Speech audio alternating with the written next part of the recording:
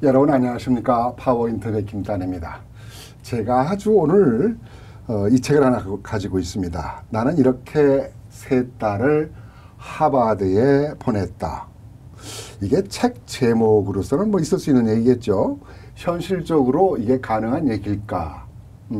그러나 이것은 비현실이 아니라 현실적으로 실제 세 딸을 하버드에 보낸 어머니가 있습니다. 근데 그 어머니의 주인공을 한번 만나보고 싶은데요. 오늘 이 자리에 함께 했습니다. 어서 오세요. 네, 안녕하세요. 안녕하세요. 반갑습니다. 네, 반갑습니다. 심활경 사모님. 네.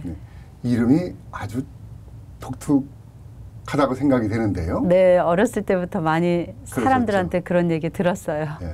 근데 왠지 느낌이 참 좋은 것 같아요. 네, 감사합니다. 우리 심활경 사모님은 제가 사모님이라고 하는 것이 목사 사모님이시죠? 네, 맞습니다. LA에 계시죠? 네, LA 밸리 새생명교회예요. 네. 남편이 거기에 심호하고 있습니다. 네. 예. 목사 사모님이면서 또 이런 책을 쓰셨는데 네. 따님을 셋이나 하버드에 보냈어요. 네. 딸이 지금 큰 딸이 졸업을 했나요? 큰 딸은 지금 이제 웨스트 포인트 그 미 육군 사관학교 거기에 지금 정치학 교수로 있고요.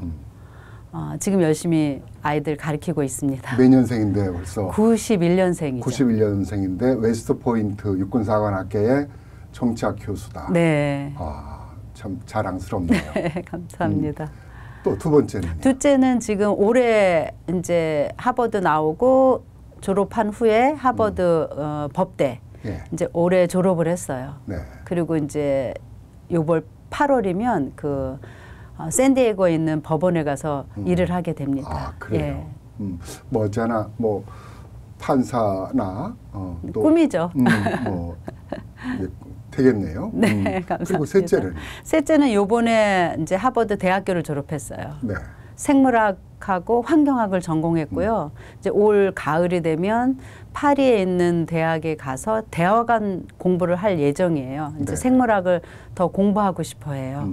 각기 하버드를 가서도 다양한 색깔을 네. 가지고 있네요. 네. 정치 외교학 쪽, 하나는 또 사법부 쪽, 네. 법률 쪽, 하나는 또 의학 예. 연구 쪽. 네. 뭐든가 세상에서 큰 빛이 되고 미랄이 될 수 있는 역할을 아마 하지 않을까라는 생각이 돼요. 이 세 아이가 하버드에 입학이 되기 전까지 통지서를 3번 받았을 것 같아요. 그렇죠. 네. 통지서 받을 때마다 어땠었나요? 통지서 받을 때마다 첫째 아이가 가장 흥분이 됐죠. 처음에 생각지 못했던 일이 일어났으니까요. 그래서 첫째 아이 받을 때마다 이제 너무 기쁘고 둘째, 셋째 갈수록 정말 이런 일이 저희 가정에 일어난다는 게 너무 감격스러웠죠.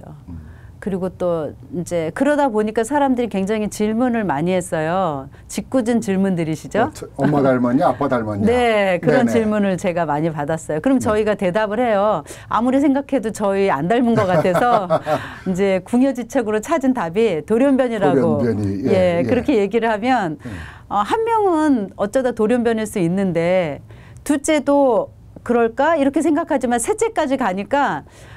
이거는 돌연변이가 아니라고 그렇게들 말씀을 해주시더라고요. 그럼 돌연변이가 아니고 세 아이가 하버드 갈 때는 분명 타고난 DNA도 있겠지만은 분명히 가정에서의 교육이 남다르지 않았을까라는 생각이 들어요. 네. 그 비결이 무엇일까라는 궁금증이 있는데요. 제가 기억하기로는 어렸을 때부터 아이들한테는 남다른 어떤 독특성을 많이 발견할 수 있는 기회가 있었을 것 같아요. 제가 듣기로는 로즈? 막내? 큰애? 로즈? 유치원 때 얘기를 제가 얼핏 들은 것 같은데 네. 한번 좀 그 얘기를 좀 들려주세요.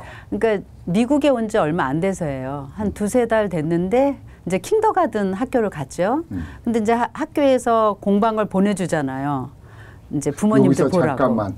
미국 오신 지 몇 년 되셨어요? 저희는 98년도에 왔어요. 98년이요? 네. 그럼 큰아이는 한국에서 태어났겠네요. 네, 한국에서 태어나고 여기 올 때가 5살, 네. 둘째는 2살, 네. 막내는 없었어요. 막내는 여기서 태어났군요. 예. 말씀해 주시죠. 그래서 이제 왔는데 학교 가서 갔다 오면 이제 공부한 걸 갖고 오잖아요. 그럼 거기에 이제 우리 아이 이름이 써 있어야 되는데 저희 아이 이름이 아니라 로즈라고 써 있는 거예요.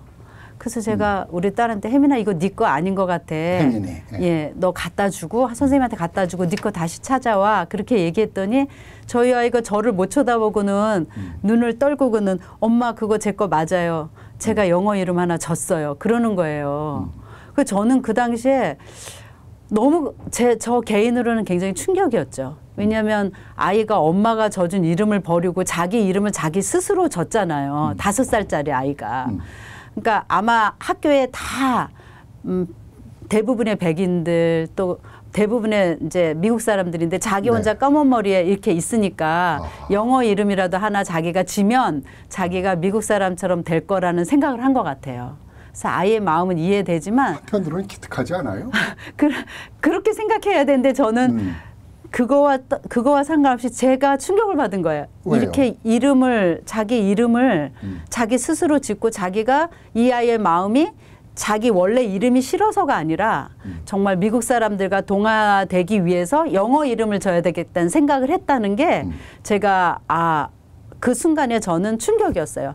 왜 당연히 한국 사람인데 그리고 왜 자기 자신에 대한 어떤 것을 알아야 되는데 다른 사람이 되려고 했을까? 자기 정체성을 잊었다. 예, 그거를 아이니까 잘 모르지만 그렇죠. 그렇게 표현된 거죠.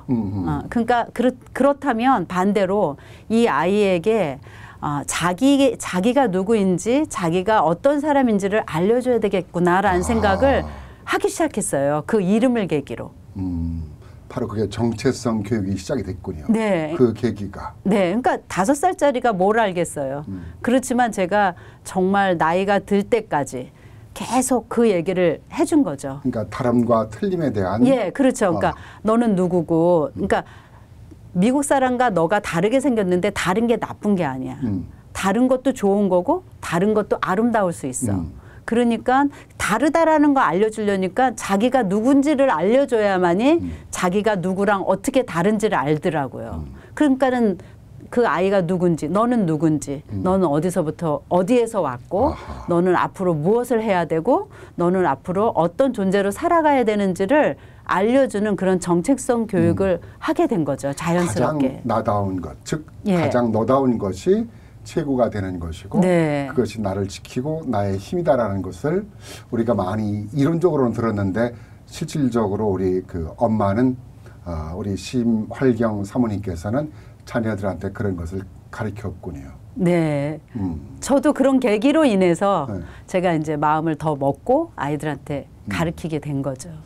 자, 그럼 그 정체성의 효과가 아이들한테는 상당한 그 효과를 이제 나타나게 된 것 같은데, 근데 그 아이들이 그런 교육을 받았다고 해서 꼭 하버드를 갈 수 있었을까라는 이제 많은 사람들의 생각이 있었을 것 같아요. 네, 많은 질문을 제가 받거든요. 그렇죠. 그런 지금 말씀하시는 대로. 저도 그러면서 이제 뒤를 돌아보면서 정말 우리 아이들이 그렇게 갈 수 있는 그런 힘이 있었을까? 그것은 무엇이지? 저 나름대로 이제 곰곰이 생각을 많이 해봤죠. 제가 이제 생각했던 거는 제가 하버드에 아이들을 3명을 보내면서 저도 가끔 방문을 하잖아요. 입학식 때, 졸업식 네. 때. 가서 보면은 하버드에 가보니까 굉장히 다양한 사람들이 있더라고요.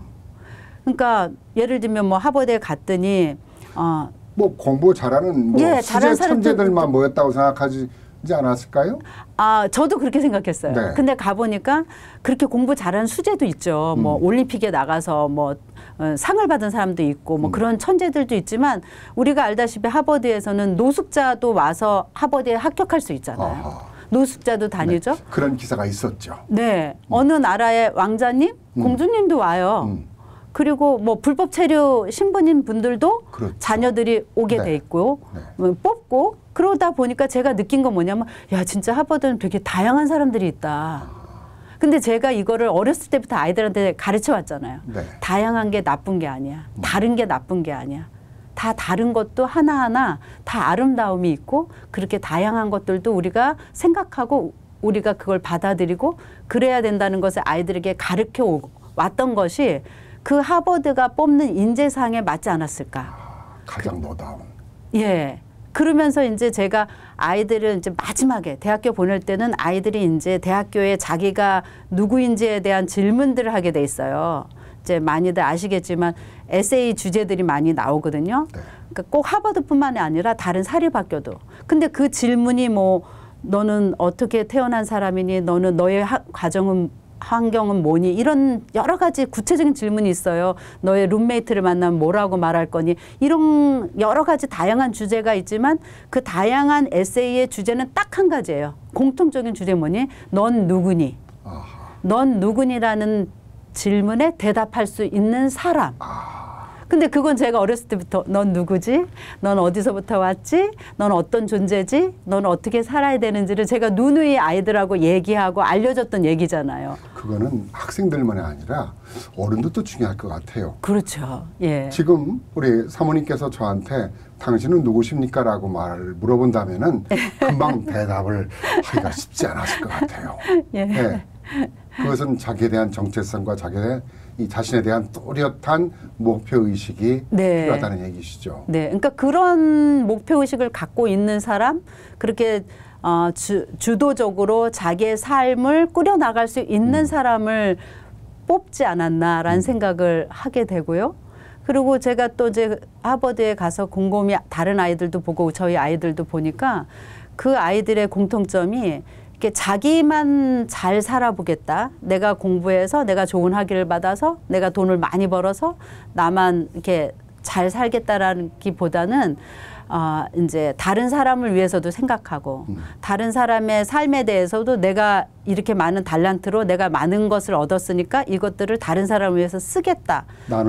나눌 줄 아는 그런 사람을 생각하더라고요. 근데 저희 아이들은 환경적으로 여러 가지 면에서 저희가 목회자 가정이니까 저희가 이제 다른 사람들을 섬기고 이민 목회가 그렇잖아요. 네. 많은 사람들을 섬기고 그 한인 커뮤니티 안에서 중심이 되잖아요. 그런데 네. 거기서 다른 사람들을 섬겨주고 이해해주고 그 사람들에 대한 책임감을 갖고 그런 것들을 어려서부터 본 것들이 자기네들 그 삶에 있어서 이렇게 체득이 되었던 것 같아요. 근데 그런 모습들이 그 이제 학교에서 이렇게 아이들을 뽑는 그런 인재상에 저희 아이들이 맞지 않았었나 이런 생각을 그냥 해보게 됩니다. 참 그 예사롭지 않은 네. 우리가 많은 것을 생각하게 하는 어떤 그런 말씀이셨는데 한 예로 아이들이 한 가정의 울타리 속에서 키워나갈 때 에피소드가 있었을 것 같아요. 네, 그렇죠. 이제 저희 아이들이 저는 이제 누가 이렇게 저한테 물어보면 어떻게 아이들 키웠냐? 그럼 어떻게 아이들을 키웠냐? 실질적으로 뭐 과외 시켰냐? 예, 부모의 역할은 뭐냐? 진짜 말씀하신 대로 뭐 잠도 안 재우고 공부만 시켰냐? 예, 그런 어떤 많은 오해들을 받아요. 근데 저는 아이들 공부에 솔직히 제가 그렇게 똑똑한 사람이 아니기 때문에 그렇게 공부를 막 시키거나 아니면 돈이 많아서 막 아이들을 뭐 학원에 맡긴다든지 아니면 컨설팅을 한다든지 그럴 수 있는 여건이나 조건이 되지 않았어요. 네. 그러니까 제가 했던 하나의 원칙은 뭐냐면 가장 기본적인 거죠. 부모가 아이를 교육할 때 그 아이들에 대한 어떤 교육에 대한 부모의 생각이 되게 중요하잖아요. 그러니까 저는 제가 키운 교육 방법을 그냥 울타리 교육 이렇게 쉽게 말해요. 그러면 그 사람들이 울타리 교육이 뭔데? 이렇게 질문들을 하세요. 그럼 제가 쉽게 설명하길 울타리 교육은 아이들을 어떤 울타리를 쳐주는 거죠. 네. 울타리를 쳐주는데 이제 이건 제 이론이 아니라 학자들의 이론이에요. 어떤 학자가 울타리를 쳐놓고 그 안에 젖소를 넣어요. 네. 그리고 또 다른 편에는 울타리를 안 쳐놓고 젖소를 방목해요. 그러면 이 방목된 젖소와 울타리 안에 있던 젖소가 나중에 누가 더 우유를 더 많이 생산했을까? 밖에서 띄워놓는 젖소가 더 많이 우유를 생산하지 않을까요? 그렇게 생각하는데 일반적으로. 연구 결과는 네. 울타리 안에 있는 젖소가 훨씬 더 많이 우유를 생산했다는 결과예요. 그건 왜일까요? 그 결과를 보면 이제 그 젖소 입장에서 생각하면 울타리가 쳐져 있으니까 마음의 안정감이 있는 거죠. 보호를 받잖아요. 맹수로부터의 보호. 이런 것들을 자기가 누군가 쳐둔 울타리 속에 안에 있기 때문에 그 안정감 때문에 더 많은 우유를 생산했다라는 연구 결과가 있어요. 그 울타리 해놓고 네. 잔소리만 한다면 그는 안정감이 아니라 더 불안감이 오지 않을까요? 울타리라는 그 자체가요. 그 아이들에게 해야 될 것과 하지 말아야 될 것. 어느 선을 그어주는 거죠. 왜냐하면 그 선조차도 그어주지 않으면 자유가 주어진다고 해서 아이들이 그거를 그 자유를 다 누리지를 못하거든요. 그리고 그 울타리를 쳐놨을 때 안정감이 있으면서 자기가 해야 될 것과 하지 말아야 될 것을 알게 되거든요. 그러니까 저는 이제 제가 쳐놓은 울타리가 있는데 그 울타리는 그 아이들이 그 아이들에게 가장 기본이 되는 것들, 가장 중요한 것들, 그것들을 쳐놓고 해야 될 것과 하지 말아야 될 것들을 이제 알려주게 되는 거죠. 그런 부분에서 가장 부딪히는 것은 뭐 TV를 많이 본다, 적게 본다, 또는 몇 시까지 들어와야 된다, 들어오지 말아야 된다. 네. 뭐 이런 것으로 부모 자식 간의 갈등이 많이 있지 않을까요? 예. 그러니까 예를 들면 아주 큰 가치는요. 제가 걔네들이랑 같이 의논하지 않아요. 그리고 그것들을 협상하지 않아요. 왜요? 예를 들면 학교를 가야 되는 거.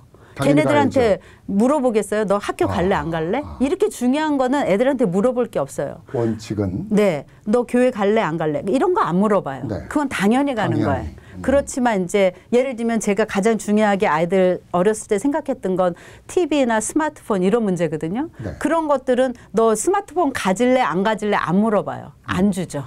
아니 그것은 요즘 아이들의 예. 가져야 되는 기본 필수품이 아닌가요? 그렇지만 제가 그게 그 아이들에게 미치는 영향이 안 좋은 영향이 너무 크기 때문에 이제 제가 그것을 절제했죠. 그리고 그것들이 쉽지 않은 결정이었어요. 예, 쉽지 않은 결정이죠.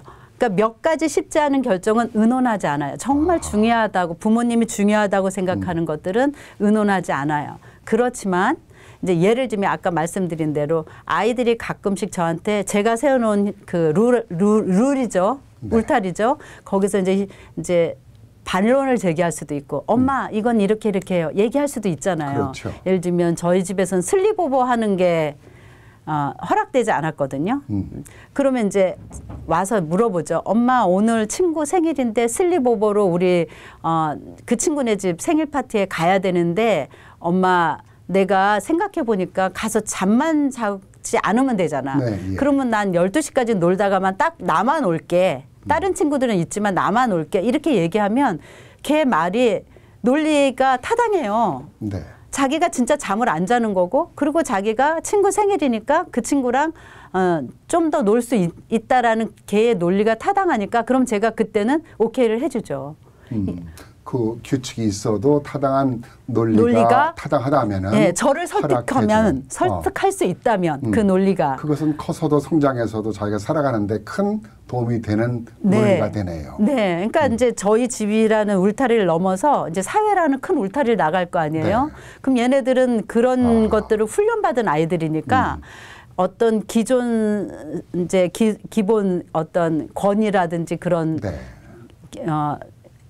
어떤 세상이 주는 어떤 파워가 있을 거 아니에요. 그렇죠. 거기 앞에서 뭐라 그럴까 두려워하거나 그럼이 없이 당당하고 아이들 말로 하면 쫄지 않고 그렇게 하면서 그 권위 앞에서 그 권위로부터 어떻게 협상하고 타협해서 내가 얻을 수 있는 것이 있을까를 생각하고 그거에 문을 두드려 본다는 거죠.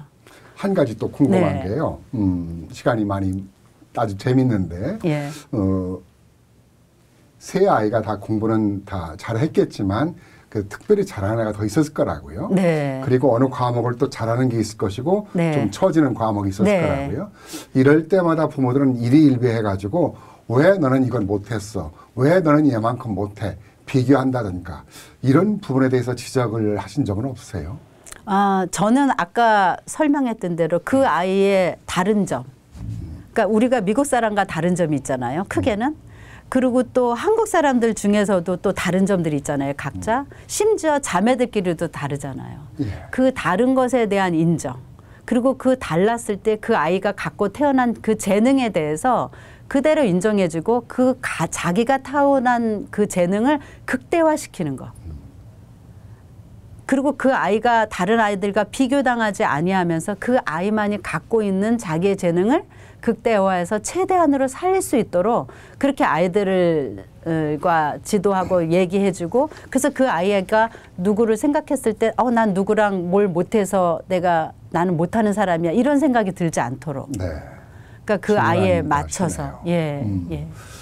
참 그 자녀들은 그냥 놔두면 자기들이 알아서 큰다라는 시대는 이제 아니군요. 네. 부모의 모습이 그 아이들에게 거울이 되는 것이고, 또 자녀들의 교육에 있어서는 분명한 룰이 필요하다라는 이제 말씀을 오늘 잘 정리해 주신 것 같아요. 네. 그리고 우리가 하버드라는 것은 너는 누구냐라고 분명히 대답할 수 있는 네. 어른이나 아이나, 네. 그리고 내가 가진 재능을 내 이웃과 나눌 수 있는 마음을 늘 가지고 사는 것이 하버드라는 얘기죠. 네. 학교만이 아니라 내 인생의 하버드. 네. 그런 것을 오늘 아주 감명 깊게 잘 짚어주셨고, 제가 사실 오늘 이 책은 읽지 못했어요. 아마 그런 내용들이 다 포함되어 있지 않을까라는 생각이 드는데요. 나는 이렇게 세 딸을 하버드에 보냈다.